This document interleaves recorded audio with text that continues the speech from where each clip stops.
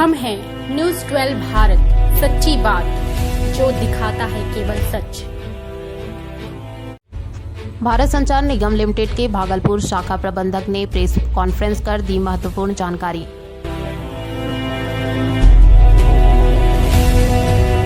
Bhagalpur BSNL शाखा प्रांगण में आए दिन रिटायर प्रदर्शनकारी कर्मियों के द्वारा जीएम को गमन का आरोप लगाते हुए बर्खास्त करने की मांग और कई मांगों को लेकर प्रदर्शन करते देखा जाता है।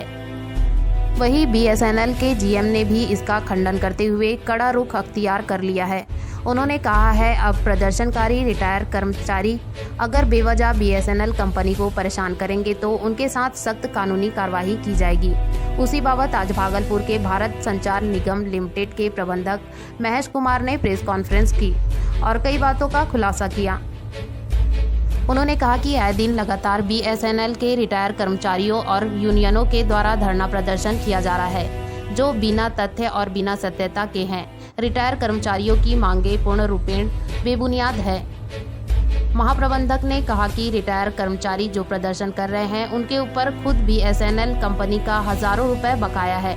प्रदर्शनकारियों का अधिकार है प्रदर्शन करना। उसके लिए बीएसएनएल के भागलपुर शाखा ने परिसर में एक जगह भी सुनिश्चित कर रखी है, लेकिन प्रदर्शनकारी कभी भी प्रदर्शन वाले जगह पर प्रदर्शन नहीं करते।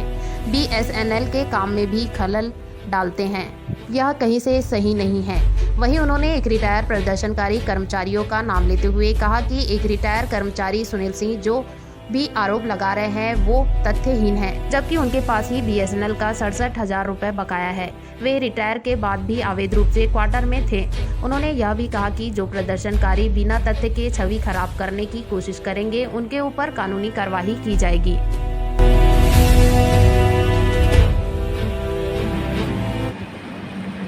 हमारे जो आए दिन इस बीएसएनएल प्रांगण में जो आए दिन धरना प्रदर्शन और नारेबाजी जो होती रहती है कुछ यूनियन के नेताओं के द्वारा, वो उसका आधार जो है वो कुछ भी नहीं है।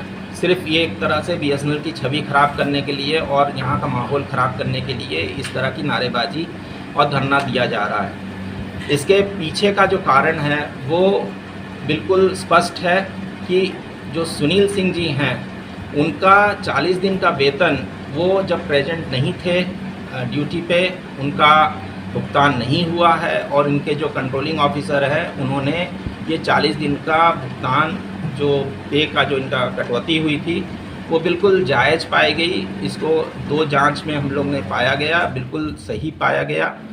और दूसरा इशू इनका अनधिकृत तरीके से ये गवर्नमेंट एकोमोडेशन में रहे हैं जिसका 67,000 का बकाया इनके ऊपर अभी भी है।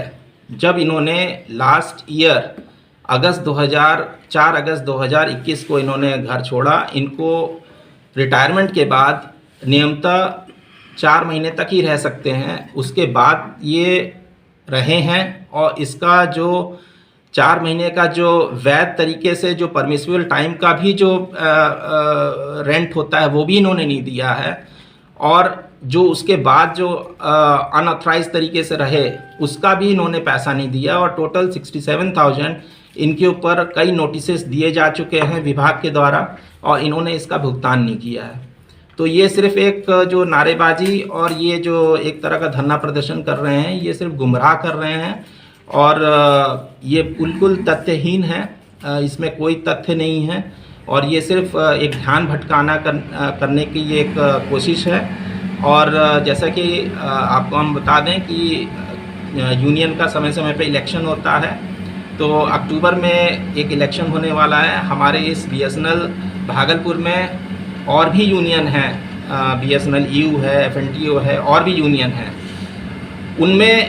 उनमें भी क्या बोलते ये इससे सहमत नहीं है। ये धरना प्रदर्शन जो भी कर रहे हैं और जो बीएसएनएल की छवि खराब कर रहे हैं उससे वो सहमत बिल्कुल नहीं है।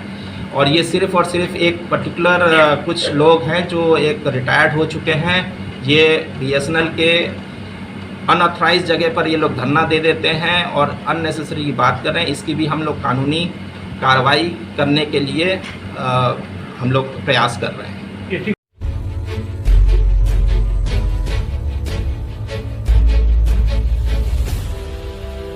हम हैं न्यूज 12 भारत, सच्ची बात जो दिखाता है केवल सच।